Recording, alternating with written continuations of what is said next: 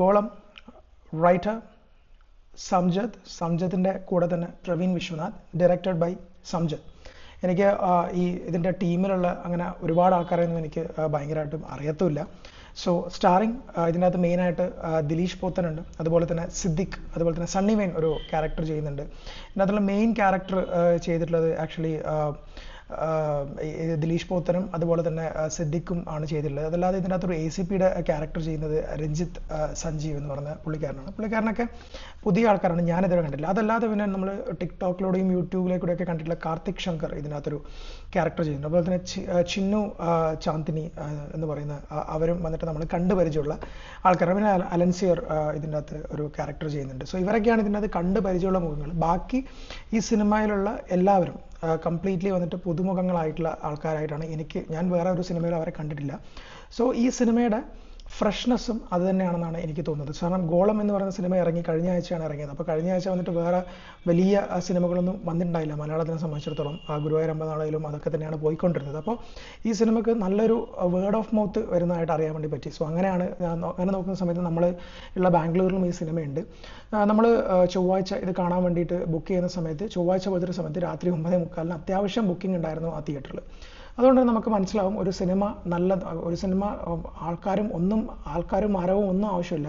ഒരു സിനിമയുടെ കണ്ടന്റ് എന്താണോ അത് ജനങ്ങളിലേക്ക് എത്തിക്കാൻ പറ്റിയാൽ അത് വന്നിട്ട് നമ്മൾ നല്ലതാണെങ്കിൽ അത് നമ്മൾ ഏറ്റെടുക്കുന്നുള്ളതിൻ്റെ ഏറ്റവും വലിയ ഒരു ഉദാഹരണമാണ് ആക്ച്വലി ഗോളം എന്ന് പറയുന്ന സിനിമ.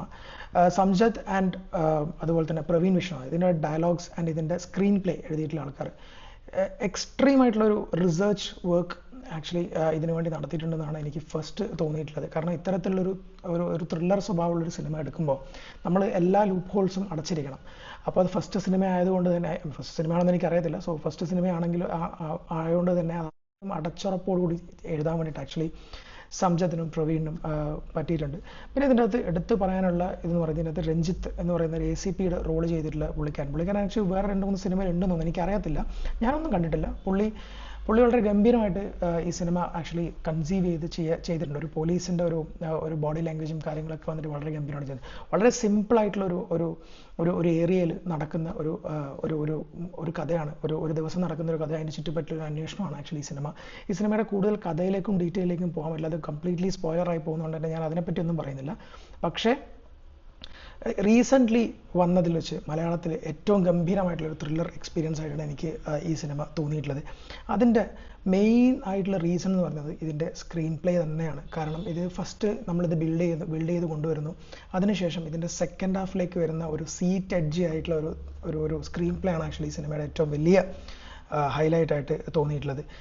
വേറൊരു പ്രധാനപ്പെട്ട ഹൈലൈറ്റാണ് എനിക്ക് ഫീൽ ചെയ്തിട്ടുള്ളതെന്ന് വെച്ചാൽ ഇതിൻ്റെ മ്യൂസിക്കാണ്. എബി സാൽവിൻ തോമസ് ആണ് ഇതിൻ്റെ ബാക്ക്ഗ്രൗണ്ട് സ്കോർ ആൻഡ് മ്യൂസിക് ചെയ്തിട്ടുള്ളത്. ബാക്ക്ഗ്രൗണ്ട് സ്കോർ വളരെ ഗംഭീരമായിട്ട് ചെയ്യാൻ വേണ്ടിയിട്ട് പുള്ളിക്കാരനെ പറ്റിയിട്ടുണ്ട്. പല സ്ഥലങ്ങളിലും നമുക്ക് ഉദ്വേഗം, നമുക്കൊരു ആങ്സൈറ്റി ഉണ്ടാക്കുന്ന തരത്തിലുള്ള മ്യൂസിക്കുകളൊക്കെ വന്നിട്ട് ചെയ്യാൻ വേണ്ടിയിട്ട് എബി സാൽവിൻ തോമസിന് പറ്റി. എനിക്ക് തോന്നുന്നത് ഇത് പല ആളടുത്തും പിച്ച് ചെയ്തിട്ടുണ്ടാവണമെന്നാണ് തോന്നുന്നത് ഈ സിനിമ.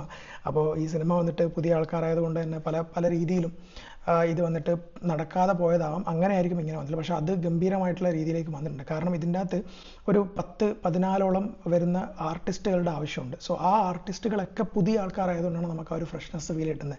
നേരെ മറിച്ച് അതൊക്കെ വന്നിട്ട് കുറച്ചും കൂടി എസ്റ്റാബ്ലിഷ്ഡ് ആയിട്ടുള്ള ആൾക്കാരായിരുന്നെങ്കിൽ ചിലപ്പോൾ എനിക്ക് പേഴ്സണലി ഇത്രയും വന്നിട്ട് എഫക്റ്റ് കിട്ടില്ലായിരുന്നു എന്നാണ് എനിക്ക് പേഴ്സണലി തോന്നിയത്. ദിലീഷ് പോത്തൻ അവിടെ ഒരു ഇമ്പോർട്ടൻ്റ് ആയിട്ടുള്ള ക്യാരക്ടറാണ്. പിന്നെ ഏറ്റവും ഇമ്പോർട്ടൻ്റ് ആയിട്ട് സിദ്ദിഖിനെ പോലത്തെ ഒരു ക്യാരക്ടർ ഇതിനകത്ത് വേണം. അത് ഇവർ രണ്ടും ചെയ്യാൻ കാണിച്ചത് വളരെ ഗംഭീരമായിട്ടുള്ള ഡിസിഷൻസായി മാറി എന്ന് വേണം പറയാം. കാരണം സിദ്ദിഖാണ് ഇതിൻ്റെ ഒരു മെയിൻ ക്രക്സ് ഓപ്പൺ ചെയ്യുന്ന ഒരാൾ. സോ അതുകൊണ്ട് തന്നെ സിദ്ദിഖിൻ്റെ ആ ഒരു വോയിസ് മോഡുലേഷനും കാര്യങ്ങളൊക്കെ വളരെ ഇമ്പോർട്ടൻ്റ് ആണ് ഈ സിനിമേൻ്റെ അകത്തേക്ക് നമ്മൾ കൊണ്ടുപോയി ചെല്ലാൻ വേണ്ടിയിട്ട്. സോ അത് സിദ്ദിഖിനെ പോലത്തെ ആളുടെ ഒരു ഡേറ്റ് കിട്ടിയതുകൊണ്ട് തന്നെ അവർക്കത് ഗംഭീരമായിട്ട് ചെയ്യാൻ വേണ്ടി. ആ ഡയറക്ഷൻ എന്ന് പറയുന്നത് നിമേഷ് താനൂറാണ്. ഒരു സോഫ്റ്റ്വെയർ കമ്പനിയുടെ ഒരു സെറ്റ് മാത്രമാണ് ഈ സിനിമേനകത്ത് ഉള്ളത്. അപ്പോൾ ആ സെറ്റ് അവർക്ക് കിട്ടിയ ബഡ്ജറ്റിൽ അവരത് വൃത്തിയായിട്ട് ചെയ്യാൻ വേണ്ടിയിട്ട് പറ്റിയിട്ടുണ്ട്. പിന്നെ അതുപോലെ തന്നെ ഇതിൻ്റെ ക്യാമറ എന്ന് പറയുന്നത് വിജയാണ്, അതുപോലെ തന്നെ എഡിറ്റിംഗ് എന്ന് പറയുന്നത് മഹേഷ് ഭുവനെ എന്നാണ്. ഇവർ രണ്ടുപേരും ഗംഭീരമായിട്ടുള്ളൊരു വർക്ക് ഇതിൻ്റെ അകത്ത് ചെയ്തിട്ടുണ്ട്. സോ എഡിറ്റിങ്ങിലേക്ക് വരുന്ന സമയത്ത് കറക്റ്റ് സമയത്തുള്ള കട്ട്, അതായത് പ്രോപ്പറായിട്ടുള്ള കട്ടും നമുക്ക് മനസ്സിലാവുന്ന രീതിയിലുള്ള കട്ടുകളും, ഈവൻ ദോ കുറച്ച് കോംപ്ലിക്കേറ്റഡ് ആയിട്ടുള്ള പരിപാടിയാണെങ്കിൽ കൂടി ക്ലൈമാക്സിലോട്ടൊക്കെ വരുന്ന സമയത്ത് അത് വളരെ ഗംഭീരമായിട്ട് എഡിറ്റ് ചെയ്ത് കൊണ്ടുവരാൻ വേണ്ടിയിട്ട് ഈ സിനിമയുടെ ക്രൂവിന് പറ്റിയിട്ടുണ്ട്. ഞാനിതിൻ്റെ കൂടുതൽ ഡീറ്റെയിൽസിലേക്ക് ആക്ച്വലി ഞാൻ പോകാത്തതിൻ്റെ റീസൺ എന്ന് വെച്ചാൽ ഇത് സ്പോയിലറായി പോകുന്നുള്ളതുകൊണ്ട്. കാരണം എനിക്ക് റീസെൻ്റ്ലി ഞാൻ കണ്ടതിൽ വെച്ച്, അഞ്ചാം പാതിരയൊക്കെ കഴിഞ്ഞതിന് ശേഷം ഞാൻ കണ്ടതിൽ വെച്ച്, അഞ്ചാം പാതിര പോലത്തെ ഒരു സിനിമയല്ല, ഇത് കുറച്ചും കൂടി സീറ്റ് എഡ്ജി ആയിട്ടുള്ളൊരു ത്രില്ലറാണ്. സോ കണ്ടതിൽ വെച്ച് എനിക്ക് പേഴ്സണലി ഭയങ്കരമായിട്ട് കണക്റ്റ് ആയിട്ടുള്ള ഒരു സിനിമയാണ് ആക്ച്വലി ഗോളം എന്ന് പറയുന്നത്. കാരണം ഗോളം അങ്ങനത്തെ സിനിമകൾ നമ്മൾ പോയി കാണുമ്പോൾ നമുക്കൊരു ഹാപ്പിനെസ് ആണ്. കാരണം ഇത്തരത്തിലുള്ള സിനിമകളും നമുക്ക് ഇറങ്ങുന്നുണ്ട്, ഇത്തരത്തിലുള്ള ഡയറക്ടേഴ്സും ഇത്തരത്തിലുള്ള റൈറ്റേഴ്സും നമുക്ക് വരുന്നുണ്ട് എന്ന് പറയുന്നത് തന്നെ വലിയൊരു കാര്യമായിട്ട് തോന്നി. സോ ഗോളം എന്ന് പറയുന്ന cinema must theatre watch experience ആയിട്ടാണ് എനിക്ക് പേഴ്സണലി ഫീൽ ചെയ്തിട്ടുള്ളത്. OTT വന്നിട്ട് ഇതിൻ്റെ കാര്യങ്ങൾ പറയാതെ, ഇതിനെ പറ്റിയിട്ടുള്ള നല്ലതും മോശവും പറയാതെ തിയേറ്ററിൽ ഉള്ള സമയത്ത് തന്നെ ഇത്തരത്തിലുള്ള സിനിമകൾ പോയി കാണാൻ ശ്രമിക്കുക എന്നുള്ളതാണ് എനിക്ക് പറയാനുള്ളത്. സോ ഡു വാച്ച് ഗോളം ഇൻ തിയേറ്റേഴ്സ്.